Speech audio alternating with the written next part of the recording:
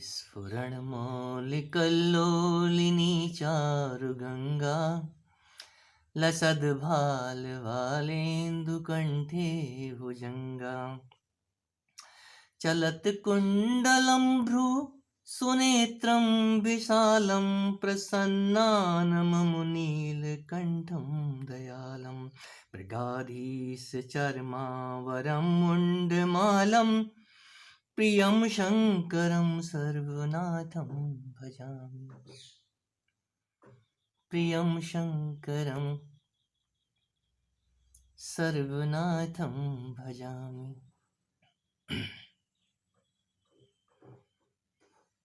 किसी ने ये स्तुतियां गाई नहीं होती तो हमारी इस जिह्वा पे, मैं इसको भी सर्प ही कहता हूं, सांप कहता हूं, शंख कहता हूं।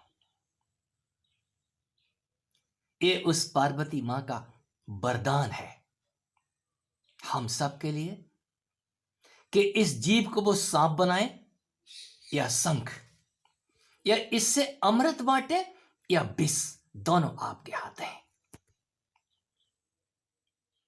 ये ज्ञान की गंगा यदि बही नहीं होती तो ये शास्त्र नहीं होते, यदि किसी ने कुछ कहा ही नहीं होता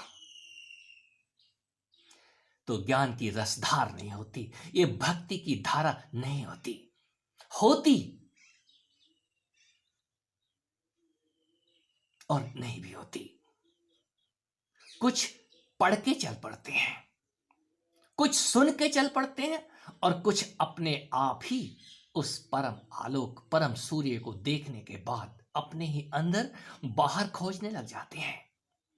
अंदर से बाहर खोजा है किसी ने, और जब बाहर खोजा है तो वो सब का सब बाहर वैसा ही है जैसा अंदर है। फर्क कितना है? बाहर और अंदर में थोड़ा ही फर्क है।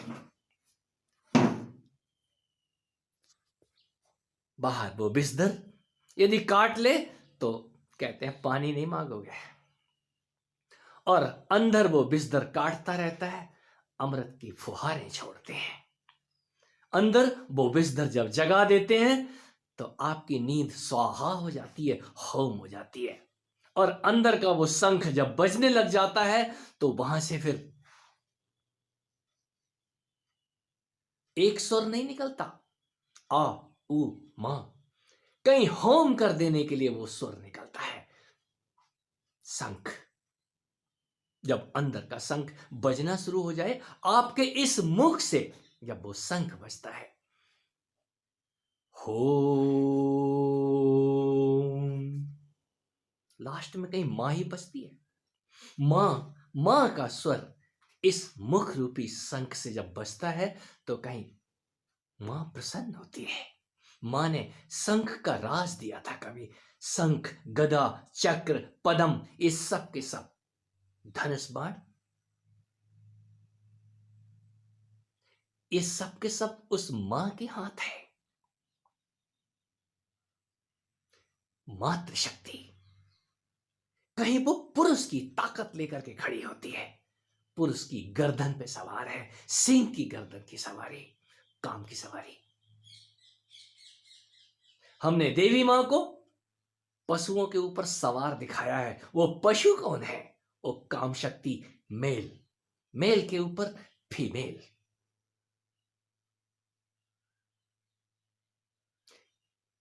शिवलिंग के अंदर, उस मुर्दे के अंदर जो ताकत है वो शिवी की है। कहीं शिवा को उठाने की शक्ति शिवी के पास है। लसद भाल वालेंदु कंठे भुजंगा, कहीं कंठ के ऊपर जब तक वो न सवार हो जाए तब तक वो भुजंग फुफकारी मारते हैं। और मां शीश सवारी, कहीं शीश पे बैठ के ही आनंद मनाती हैं। मां आसन धारो, कहीं भगवान शिव उनको शीश पे धारण करते हैं। मां भगवान शिव को शीश पे धारण करती हैं, शीश पे भग और लिंग। एक ज्ञान से भुना हुआ मन जान के, जब वो जान जाता है कि मैं तो यहां हूं ही नहीं। ये गणेश पैदा कर देती है कोई जगत जननी मां, कोई शिवी मां। उठ जा, अपने मैल को छुड़ा के शरीर के उसका निर्माण करती है और उसको ड्यूटी पे बिठा देती है। मैं नहाने जा रही हूं, खबरदार किसी को आने मत देना। बेटे को तो पता भी नहीं है मेरा कोई बाप भी है। क्यों? मां ने बताया ही नहीं है। ये युद्ध, शिव और गणेश का युद्ध समझ में आता है। आप ही युद्ध करते हैं वहां पे, उस ज्ञान के युद्ध में आपका ही गला उतरता है। ज्ञान की गंगा में दग्ध होने के बाद, कहावत है, भुने हुए बीज दोबारा नहीं उगते। यदि भुने हुए चने, भुने हुए कनक, गेहूं, जौ, कुछ भी यदि भुना हुआ है और वो बोया जाए तो पुनः नहीं पनपता। क्या कारण है? क्या भुन गया उसके अंदर से? वो ज्ञान की अग्नि आपके अंदर से वो सारे का सारा कचरा जला के राख कर देती है। फिर कहते हैं पुनर्जन्म नहीं होता, मुक्ति हो जाती है। किसकी? आपकी। आपकी मुक्ति होती ही तब है जब आप उस सब का सब जान जाते हैं। क्या जान जाते हैं? यहां पैदा क्या होता है और मरता क्या है। मैं ना पैदा होता हूं और ना मरता हूं, और जो उदय होता है वो तो मैं नहीं हूं, और जो अस्त होता है वो भी मैं नहीं हूं।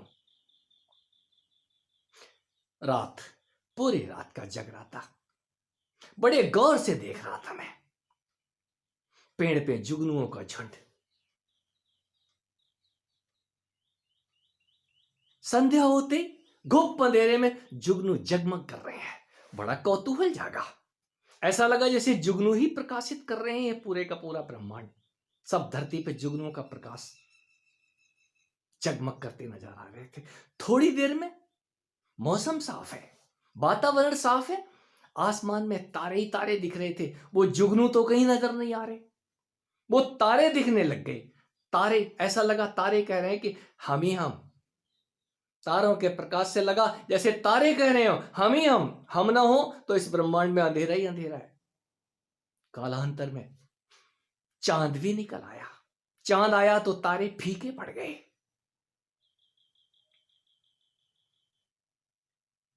चांद के आगे तारों की कोई बिसात नहीं है, कोई इक्का दुक्का ही नजर आता है ठीक से। चांद पूरी रात अपने गर्व से मुस्कुराता रहा, मैं ही मैं।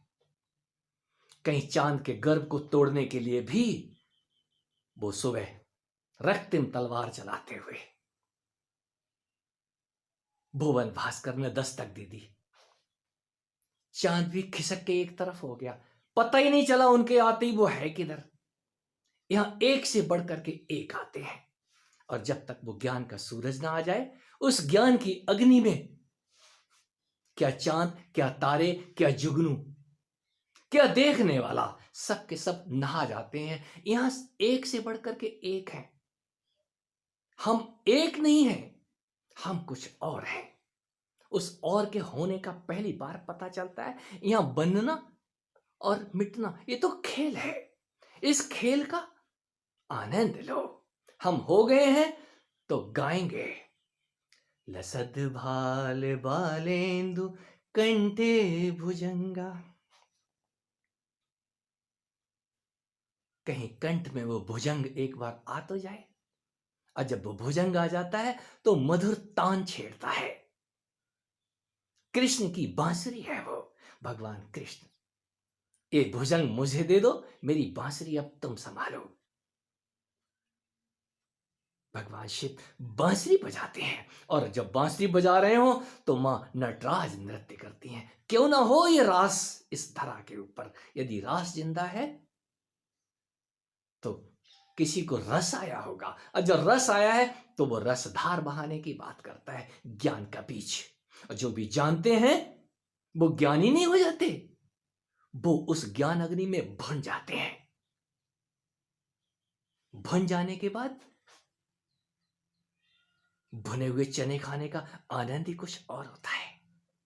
जब हम भुने हुए चने खा लेते हैं तो वो पेट में दर्द नहीं करते।